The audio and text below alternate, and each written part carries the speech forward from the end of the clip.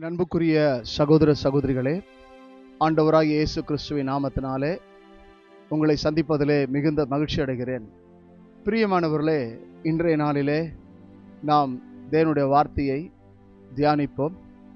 மத்தேயு சுவிசேஷம் 14ஆம் அதிகாரம் 14ஆம் வசனத்தை நாம் வாசித்து தியானிப்போம். இயேசு வந்து திரளான ஜனங்களை கண்டு அவர்கள் மேல் மனதுருகி அவர்களில் வியாதியஸ்தர்களாய் இருந்தவர்களை சொஸ்தமாக்கினார். ஆண்டவராகிய இயேசு கிறிஸ்து இந்த பூமியிலே வாழ்ந்த நாட்களிலே அவர் தன்னுடைய ஊழிய பாதையிலே ஜனங்களை கண்டு மனதுருகி தொட்டு சொஸ்தமாக்கினார். ஆம், என் அன்புக்குரிய சகோதர சகோதரிகளே, இன்றைய நாளிலும் ஆண்டவராகிய இயேசு இருக்கிறவராகவே இருக்கிறார், உயிரோடு இருக்கிறார். அவர் மரணத்தை வென்றார், இன்றைக்கும் உயிரோடு இருக்கிறார். இந்த உயிரோடு இருக்கிற இயேசு உங்களையும் தொட்டு சொஸ்தமாக்க வல்லவராய் இருக்கிறார், குணமாக்க வல்லவராய் இருக்கிறார். வேதத்தில் நாம் வாசிக்கும் பொழுது மத்தேயு சுவிசேஷம் 14ஆம் அதிகாரத்திலே 13ஆம் வசனம் 14ஆம் வசனத்திலே நாம் இவ்விதமாய் வாசிக்கிறோம். படவில் ஏறி வனாந்திரமான ஒரு இடத்துக்கு தனியே போனார். ஜனங்கள் அதை கேள்விப்பட்டு பட்டணங்களில் இருந்து கால்நடையாய் அவரிடத்திற்கு போனார்கள்.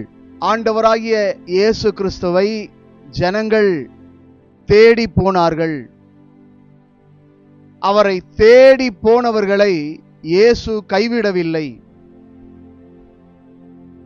இந்த வார்த்தையை கேட்டுக்கொண்டிருக்கிற என் அன்பு சகோதரனே, சகோதரியே, என் அன்பு தாயே, என் அன்பு தகப்பனே, என் அன்பு வாலிபனே, நீங்கள் யாராயிருந்தாலும்,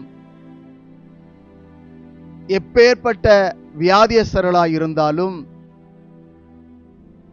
கொடிய நோயில் பாதிக்கப்பட்டவர்களாய் இருந்தாலும், தீராத வியாதியினால் வேதனைப்பட்டு கொண்டிருந்தாலும், இந்த இயேசுவை தேடுவீர்களானால் உங்களுக்கு தெய்வீக சுகம் உண்டென்பதை நான் உங்களுக்கு ஆணித்தரமாக சொல்கிறேன். இயேசு கிறிஸ்துவை பட்டணங்களிலிருந்து கால்நடையாய் அவரை தேடி போனார்கள். என் அன்புக்குரிய சகோதரனே, சகோதரியே, என் அன்பு தாயே, தகப்பனே, என் அன்பு வாலிபனே, வியாதிகள் குணமாக வேண்டும் என்று பல பிரபல மருத்துவமனைகளுக்கு சென்று சிகிச்சைக்காக முயற்சிக்கிறீர்கள்.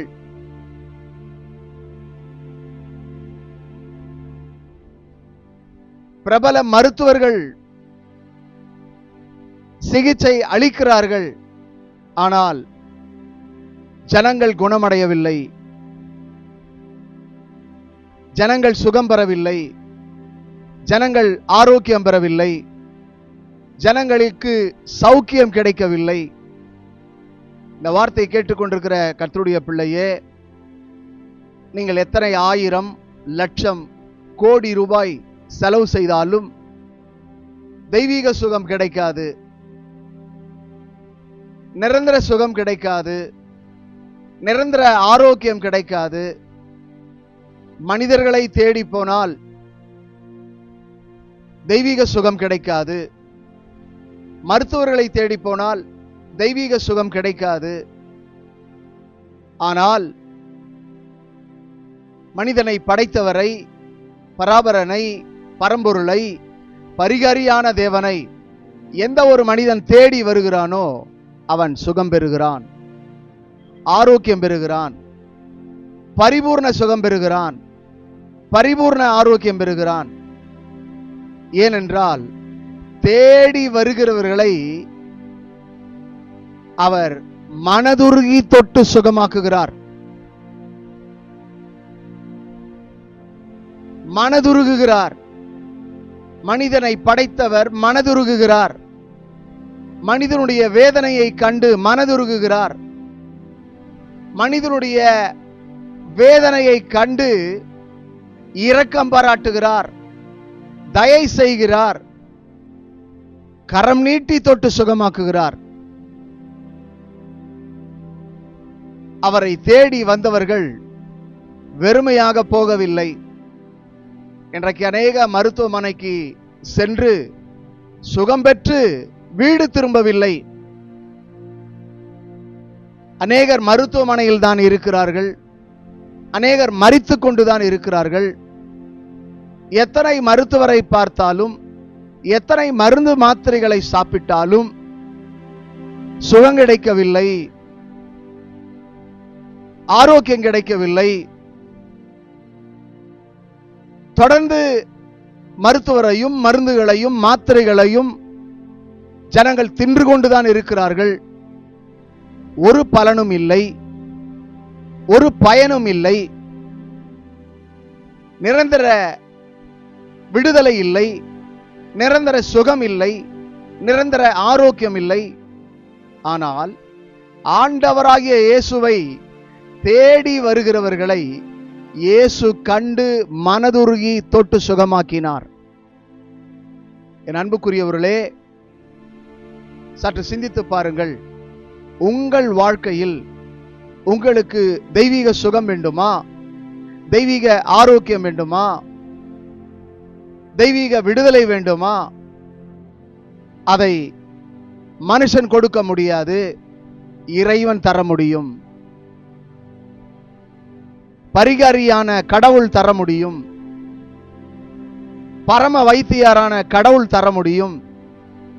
ஆகவே நம்பிக்கை என்பது மனிதர்கள் மீது அல்ல, மருத்துவத்தின் மீது அல்ல, மருந்து மாத்திரைகள் மீது அல்ல, மனிதனை படைத்தவர் மீது, மனிதனை உண்டாக்கினவர் மீது, மனிதனுக்கு ஜீவனையும் பலனையும் ஆரோக்கியத்தையும் கொடுக்கிறவர் மீது நம்பிக்கை இருக்க வேண்டும். முழு நம்பிக்கையோடு முழு மனதோடு கூட அவரை தேடி வருவீர்களானால், அவருடைய வார்த்தையை நம்புவீர்களானால், இயேசு கிறிஸ்துவின்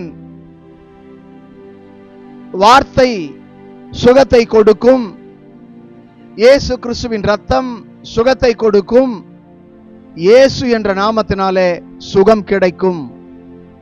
என் அன்புக்குரியவர்களே, என்னுடைய ஊழிய பாதையிலே 36 ஆண்டு காலங்கள் இறைவனுடைய பணியை செய்து வருகிறேன்.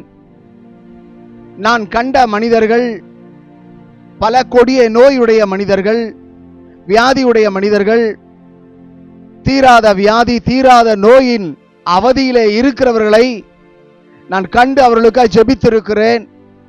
அவர்கள் சுகம் பெற்றிருக்கிறார்கள். இன்றைக்கும் ஆரோக்கியத்தோடு இருக்கிறார்கள், இன்றைக்கும் சௌக்கியத்தோடு இருக்கிறார்கள், இன்றைக்கும் விடுதலை பெற்றிருக்கிறார்கள். என் அன்புக்குரியவர்களே, உங்களுக்காகவும் கடவுளுடைய ஊழியக்காரனாகிய நான் ஜெபிக்க ஆயத்தமாயிருக்கிறேன். நீங்கள் என்னை தொடர்பு கொள்வீர்களானால், நீங்கள் என்னை அழைப்பீர்களானால் உங்களுக்காக பிரார்த்தனை செய்வேன், உங்களுக்காக ஜெபம் செய்வேன்.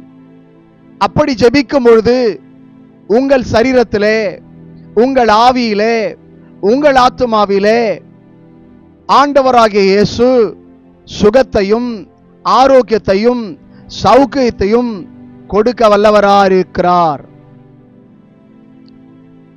தெய்வீக சுகத்தை கொடுக்க வல்லவராயிருக்கிறார். நம்பிக்கை கடவுள் மீது இருக்க வேண்டும், விசுவாசம் கடவுள் மீது இருக்க வேண்டும், மனிதன் மீது அல்ல, என் மீது அல்ல, நான் பிரசங்கிக்கிற இயேசுவின் மீது, நான் நம்பிக்கையோடு ஜெபிக்கிற இயேசுவின் மீது நீங்கள் நம்பிக்கை வைப்பீர்களானால், விசுவாசிப்பீர்களானால் உங்களுக்கும் சுகம் உண்டாகும். யாத்திராகமம் 15:26 வசனத்தின்படி, உபாகமம் 7:15 வசனத்தின்படி, சங்கீதம் 107:20 வசனத்தின்படி, சங்கீதம் 103 சங்கீதத்தின்படி, ஏசாயா 53:5 யாக்கோபு 5:14-15 உங்களுக்கு இயேசு சுகம் தருகிறவராயிருக்கிறார். ஆண்டவர் இயேசு சுகம் தருகிறவராயிருக்கிறார். அவர் நேற்றும் இன்றும் என்றும் மாறாதவராயிருக்கிறார். அவர் நேற்றைக்கு சுகம் தந்தார், அவர் இன்றைக்கு சுகம் தருகிறார், அவர் என்றைக்கும் சுகம் கொடுக்கிற தேவனாயிருக்கிறார். அவர் சுகமளிக்கிற தேவன், அவர் குணமாக்குகிற தேவன், அவர் உன்னை விடுவிக்கிற தேவனாயிருக்கிறார். என் அன்புக்குரியவர்களே, பட்டணங்களிலிருந்து, கிராமங்களிலிருந்து, பல தேசங்களிலிருந்து ஆண்டவராகிய இயேசு கிறிஸ்துவை குறித்து கேள்விப்பட்டு அவரை தேடி அவரை நாடி வந்தவர்களுக்கு ஆண்டவர் இயேசு சுகம் தந்தார். இன்றைக்கும் இந்த வார்த்தையை கேட்டுக்கொண்டிருக்கிற என் அன்பு சகோதரனே, சகோதரியே, என் அன்பு தாய்மார்களே, தகப்பன்மார்களே, என் அன்பு வாலிபனே, என் அன்பு சிறு பிள்ளையே, நீங்கள் யாராக இருந்தாலும் இந்த இயேசுவை நம்புவீர்களானால், நாடி வருவீர்களானால், தேடி வருவீர்களானால், நீங்கள் விசுவாசிப்பீர்களானால், இன்றைக்கு உங்களுக்கும் இயேசு சுகம் தர வல்லவராயிருக்கிறார். இந்த மார்க்கு சுவிசேஷத்திலே பார்வையற்ற நபர்கள் 2 பேர், குருடரான 2 பேர், இருளடைந்த 2 பேர்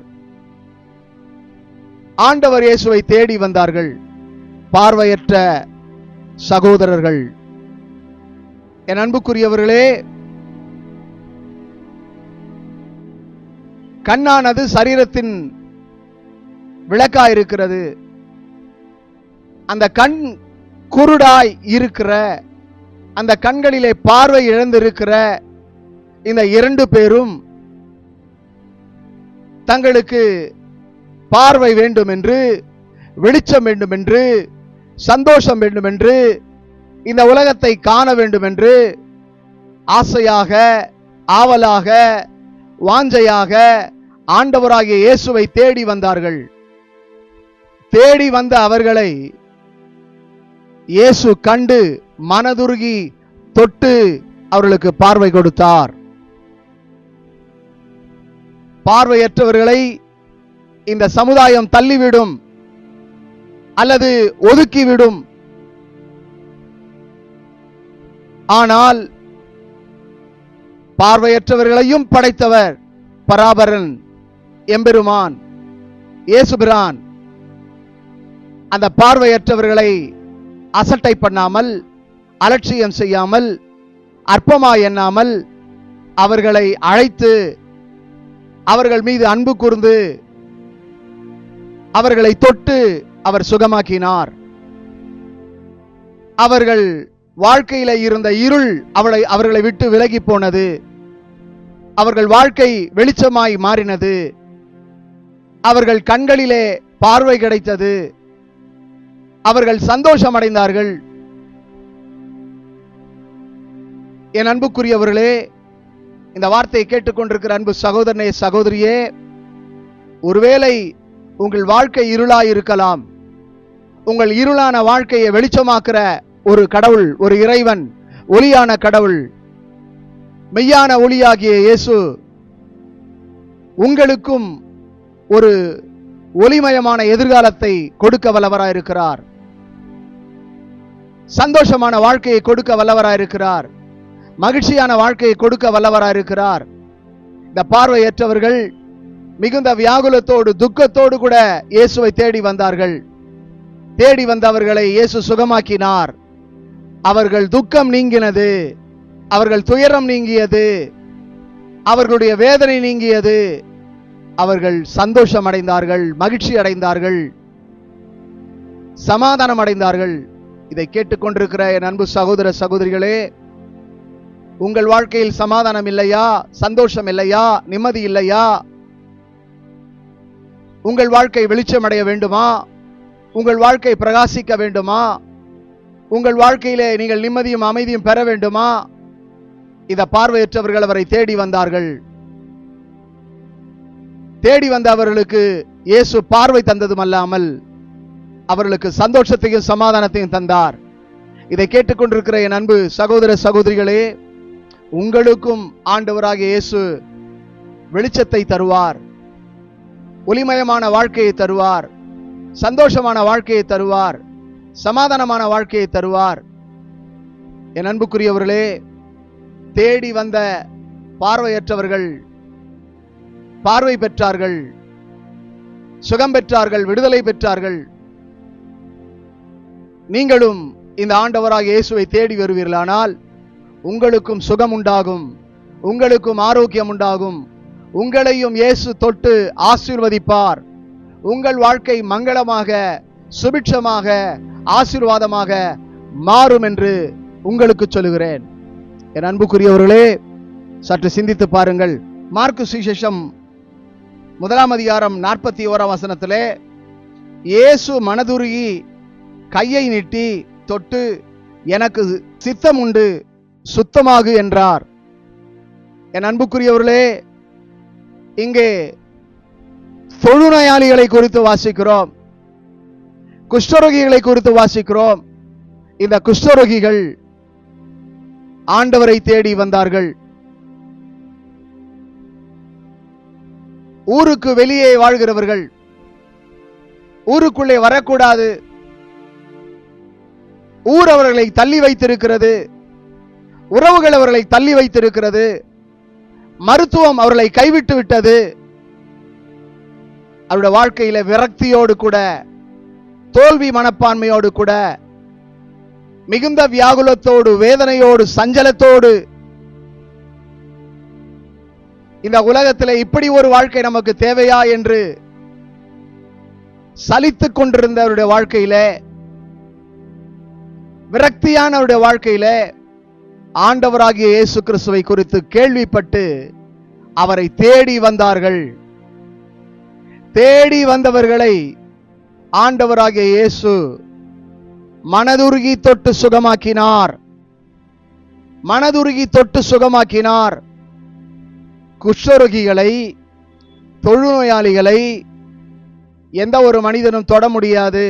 அப்படி தொட்டால் தீட்டாக மாறிவிடுவார்கள். மருத்துவர் கூட அவர்களை மிகவும் அருகிலே வைத்து பார்க்க மாட்டார்கள், தூரத்திலே வைத்து தான் பார்ப்பார்கள். அவர்களை தொட்டு பார்க்க முடியாது. அப்படிப்பட்டதான இந்த குஷ்டரோகிகளை ஆண்டவராகிய இயேசு தொட்டு சுகமாக்கினார், மனதுருகி தொட்டு சுகமாக்கினார்.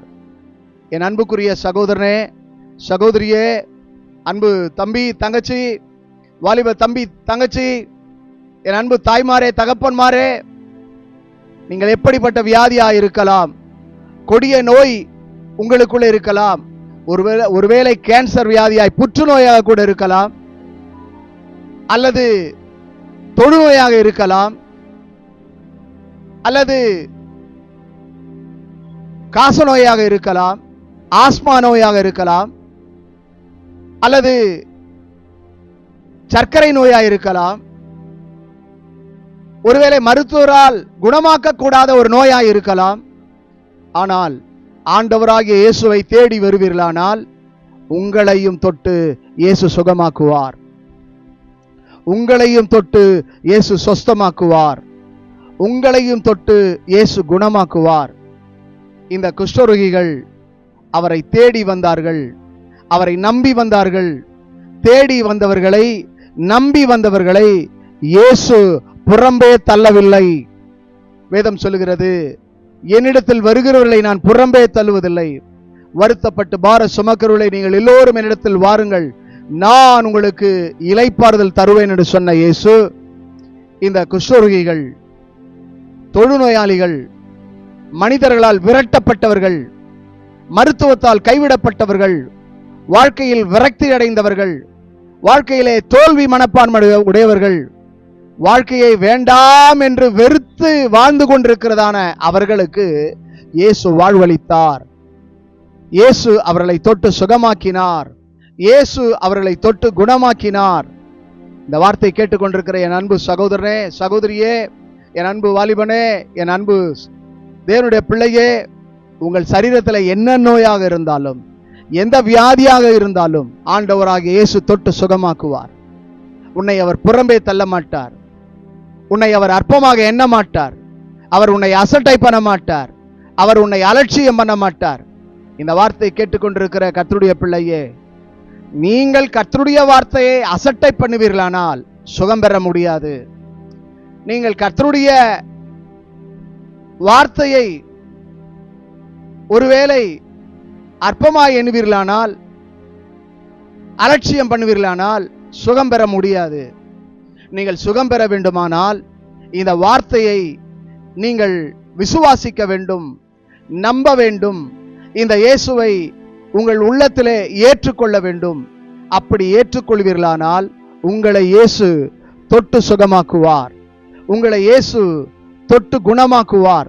எப்படிப்பட்ட நோயாய் இருந்தாலும், வியாதியாய் இருந்தாலும் உன்னை தொட்டு சுகமாக்குற இயேசு இன்றைக்கு இந்த வார்த்தையின் மூலமாய் உன்னோடு பேசிக் கொண்டிருக்கிறார். என் அன்பு சகோதரனே, என் அன்பு சகோதரியே, ஒருவேளை மருத்துவம் உன்னை கைவிட்டிருக்கலாம், மருத்துவர் உன்னை கைவிட்டிருக்கலாம், மருந்து மாத்திரைகள் உன் சரீரத்துக்கு பயனற்றதாக இருக்கலாம். ஆனால் இயேசுவின் வார்த்தை உனக்கு பயனுள்ளதாக மாறுகிறது. இயேசுவின் வார்த்தை உன்னை சுகமாக்கக்கூடியதா இருக்கிறது. இயேசுவின் வார்த்தை உன்னை விடுவிக்கக்கூடியதா இருக்கிறது. அவர் வசனத்தை அனுப்பி குணமாக்குகிறவராக இருக்கிறார். இந்த வார்த்தை கேட்டுக்கொண்டிருக்கிற என் அன்புக்குரிய சகோதரனே, சகோதரியே, ஒரு மனிதன் இயேசு கிறிஸ்துவை குறித்து கேள்விப்பட்டு அவரை தேடி வருகிறான். அவன் ஒரு பெரிய தனவந்தன், நல்ல அதிகாரத்தில் உடையவன், 100 பேருக்கு அதிபதியானவன். ஆனால் அந்த அதிபதியானவன் அவனுடைய சுகத்திற்காக, ஆரோக்கியத்திற்காக, விடுதலைக்காக இயேசுவை தேடி வரவில்லை. அவனுடைய வேலைக்காரன் வியாதிப்பட்டிருக்கிறான், கொடிய வியாதியிலே வேதனைப்பட்டு கொண்டிருக்கிறான், மரணத்தோடு போராடி கொண்டிருக்கிறான். தன் வேலைக்காரனுக்கு சுகம் கிடைக்குமா, இந்த இயேசு வேலைக்காரனை சுகமாக்குவாரா என்று அவரை தேடி வந்தான்.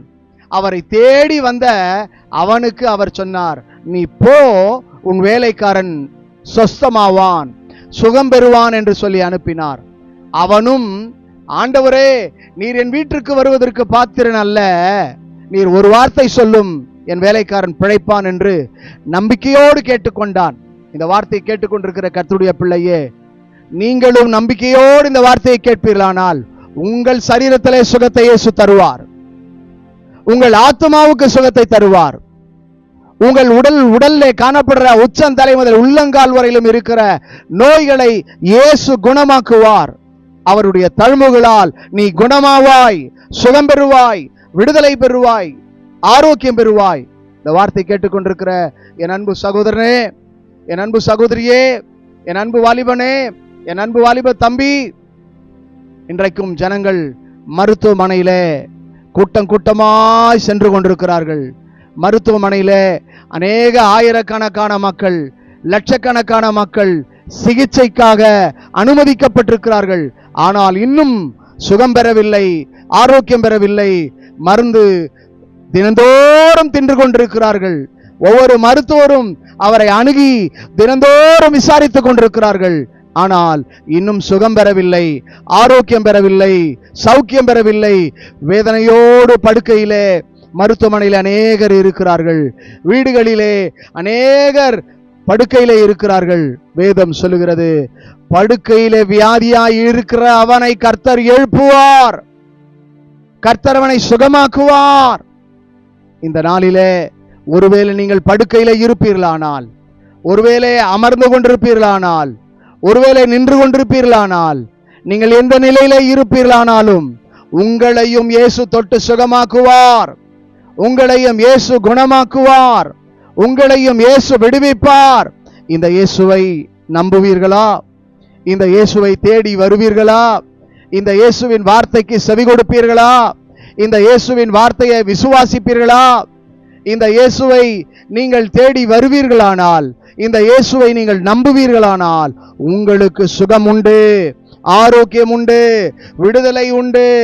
இயேசு என்ற நாமத்திலே சுகம் உண்டு, இயேசு என்ற நாமத்தினாலே ஆரோக்கியம் உண்டு, இயேசு என்ற நாமத்தினாலே விடுதலை உண்டு. என் அன்புக்குரிய சகோதரனே, வேத வார்த்தை சுகம் கொடுக்கக்கூடியதா இருக்கிறது. அவர் வசனத்தை அனுப்பி சுகமாக்குவார். இந்த வேத வார்த்தை வெறுமையாய் திரும்பாது, உன்னை குணமாக்கக்கூடியதா இருக்கிறது. இயேசு கிறிஸ்து உனக்காய் சிந்தின ரத்தம் உன்னை சுகமாக்கக்கூடியதா இருக்கிறது. இந்த மத்தேயு புஸ்தகம் 14ஆம் அதிகாரம் 14ஆம் வசனத்திலே அவர் ஜனங்களை கண்டு மனதுருகி அவர்களை சொஸ்தமாக்கினார். வியாதியா இருந்தவர்களை சொஸ்தமாக்கினார். நீங்கள் எந்த வியாதியில இருந்தாலும், என்ன நோயில இருந்தாலும், எப்படிப்பட்ட கஷ்டங்களிலே இருந்தாலும் உங்களை இயேசு தொட்டு சுகமாக்குவார். என் அன்புக்குரியவர்களே, நான் உங்களுக்காய் பிரார்த்தனை செய்ய போகிறேன். நான் உங்களுக்காய் ஜெபிக்க போகிறேன். இந்த ஜெபம் உன் சரீரத்துக்குள்ளே ஒரு அற்புதத்தை, உன் சரீரத்துக்குள்ளே ஒரு அதிசயத்தை, உன் சரீரத்துக்குள்ளே ஒரு மாற்றத்தை உண்டாக்க போகிறது. நாம் ஜெபம் செய்வோம். அன்புள்ள இயேசு சுவாமி, இந்த நாளிலே இந்த ஜெபத்தில் கலந்து கொண்டிருக்கிற ஒவ்வொரு பிள்ளைகளுக்காய் ஸ்தோத்திரம். இந்த நிகழ்ச்சியை காண்கிற என் அன்பு சகோதர சகோதரிகளை, என் அன்பு வாலிப தம்பி தங்கைகளை, என் அன்பு தாய் தகப்பன்மார்களை, என் அன்பு சிறு பிள்ளைகளை, யாரெல்லாம் கொடிய வியாதியிலே வேதனையிலே அகப்பட்டு கொண்டிருக்கிறார்களோ, அவதிப்பட்டு கொண்டிருக்கிறார்களோ, தவித்துக் கொண்டிருக்கிறார்களோ, அவர்களை இயேசு தொடுவீராக. ஆணி பாய்ந்த கரத்தில் வடிந்த ரத்தம் ஒவ்வொருவரையும் தொட்டு சுகமாக்கும்படி ஜெபிக்கிறேன். இப்பொழுதே உம்முடைய வசனத்தை அனுப்புகிறேன். இயேசு என்ற நாமத்தினாலே இப்பொழுதே சுகம் உண்டாக கடவுது, ஆரோக்கியம் உண்டாக கடவுது. இப்பொழுதே ஒரு விடுதலையை கொடுப்பீராக சுவாமி. நீர் அப்படி தருகிறதுக்காக நன்றி செலுத்துகிறோம். இந்த நிகழ்ச்சியை காண்கிற ஒவ்வொரு சரீரத்திலே தெய்வீக சுகம் உண்டாகட்டும், தெய்வீக சுகம் உண்டாகட்டும், தெய்வீக விடுதலை உண்டாகும்படி ஜெபிக்கிறேன். அப்படியே செய்வீராக. ஒவ்வொருவரையும் தொட்டு சுகமாக்கும் இயேசு என்ற நாமத்தில் வேண்டிக் கொள்கிறோம் பிதாவே. ஆமேன், ஆமேன். கர்த்தர் தாமே உங்கள் ஒவ்வொருவரையும் ஆசீர்வதிப்பாராக. கர்த்தர் உங்களோடு இருப்பாராக. ஆமேன்.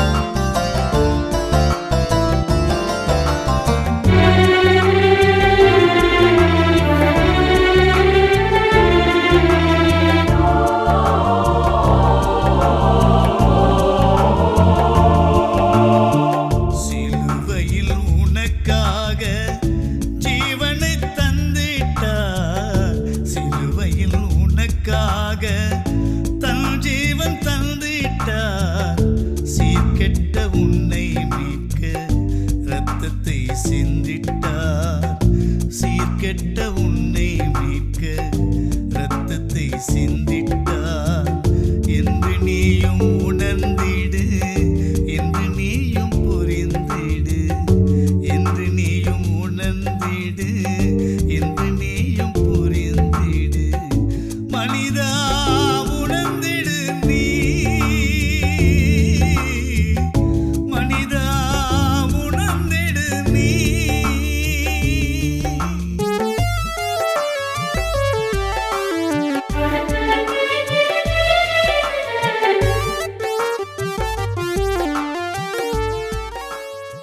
எங்களுடைய வங்கி கணக்கு எண் HDFC 501046622467. IFSC கோட் HDFC 000416 என்ற எண்ணிற்கு அனுப்புங்கள். கர்த்தர்தாமே உங்கள் ஒவ்வொருவரையும் நிறைவாய் ஆசீர்வதிப்பாராக என்று உங்களை அன்புடன் அழைக்கும் போதகர் ஜஸ்டின் பிரபாகரன்.